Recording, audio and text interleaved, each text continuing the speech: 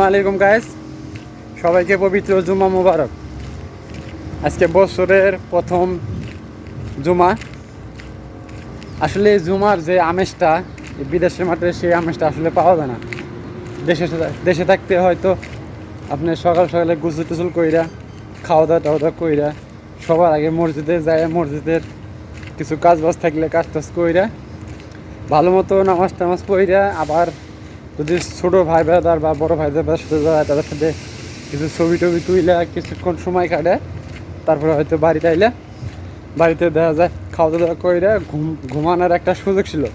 কিন্তু এই প্রবাসী মাটিতে আপনার 2 থেকে আড়াই ঘন্টা যে সময়টা আসলে দেওয়া হয় কাজের থেকে, খাওয়া দাওয়া টাওয়া দাওয়া কইরা আপনার আর মানুষের যারা আসেন আসলে তারা হয়তো জানেন আপনার মসজিদগুলো অনেক ফাঁকে ফাঁকে আসতে পরে যাইতে 30-35 মিনিট সময় লাগে।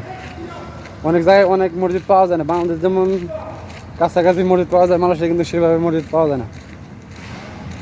দেখা যায় আপনার যে সময়টা দেওয়া যায় নামাজ পড়তে পড়তে আস্তে আস্তে সময় শেষ হয়ে যায়, পরে দেখা যায় আবার তাড়াতাড়ি আবার কাজে যাওয়া লাগে। এই হলো অবস্থা। দেশে থাকতে হয়তো সেই সুযোগটা ছিল, কিন্তু কী করার, প্রবাসী মাটিতে হয়তো নিজের ফ্যামিলিকে এবং নিজের কিছু ভবিষ্যৎ করার জন্যে অনেক স্যাক্রিফাইস করতে হয়।